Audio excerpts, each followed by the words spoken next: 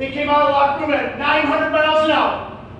And every freaking play after that, it was 900 miles an hour. They had a swagger. They didn't back down from anybody. Not one freaking guy. Everybody on the bench was into it. Not one person backed down because that's what's going to happen tonight. You guys are going to go after it from the very get-go. Find a way to fight fire down freaking eyes of yours. It is time. It is time to put everything aside. Play as one. Welcome to West Side Elite. Thanks for tuning in this week. I'm Ryan Terpstra, State Champs Network. Alongside me, Alan True from Scout.com. Alan, it's Michigan State week, so you are busy with all your stuff with Scout.com, but I think it's pretty fitting. Got some monster rivalry games this week in high school football. Huge games, especially on the west side. Really looking forward to it. Yeah, at the Lakeshore especially, that's where we begin. This will be our main event. I'll be out at Muskegon Mona Shores. Last year, such a big deal for the Sailors. They finally beat the Big Reds. Of course, Matt Koziak has a lot of history with Muskegon. This is a game, Alan, that everybody had circled from the very moment this season started. And based on what the two teams have done this year, the hype is going to live up to it this week. Both of these teams come in with great records.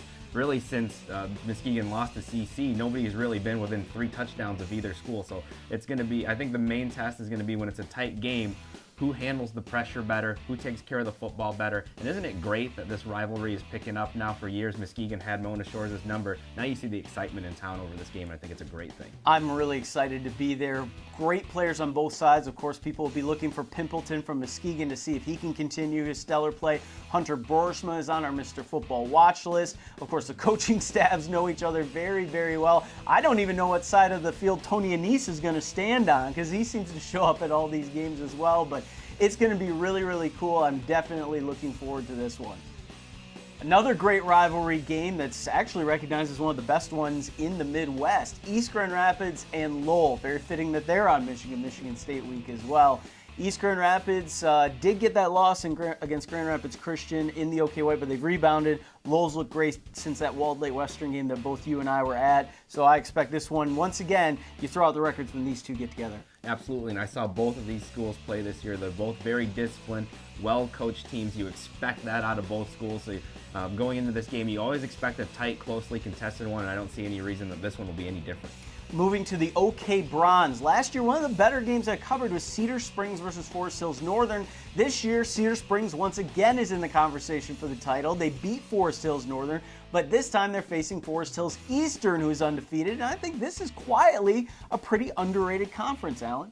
Absolutely. Both of these schools are schools that maybe aren't getting a ton of hype statewide, but I don't think you want to see either of these guys come playoff time. And Forest Hills Eastern is led by a really strong offensive line. Look out for their senior Keegan Golder, starting to hear from more and more schools. Big kid who has a chance to play on the next level. It looks like Northern will probably make the playoffs as well, and if Jake Martin can get healthy, 3 of these schools have a chance to make some noise in the postseason. Small schools, that one of which we've covered already this year, but the WMC Conference, my former home, has a slobber knocker this week. Montague is 7-0. They faced Oak Ridge, who is 6-1. Oak Ridge's only loss on the season, a respectable one to Detroit Loyola. So this is going to be a very interesting one, Alan. Both these schools are going to end up, I think, in different divisions when the playoffs come, and I believe that both of them could make some significant runs. Yeah, speaking of two teams you don't want to see come playoff time, both of these schools are excellent, and both of them can put up a lot of points. So if you're the scoreboard operator over there this week, this isn't the week to fall asleep at the wheel. Definitely not. Both of them have thrown up huge numbers this year, and Muskegon Oak Ridge looking to assert themselves in this league now that Montague basically is the final test for them if they want to win the WMC. But this is a great playoff level test for both these schools. Speaking of Muskegon Oak Ridge, our West Side Elite alumni this week hails from Muskegon Oak Ridge. I remember covering this kid when he was a freshman.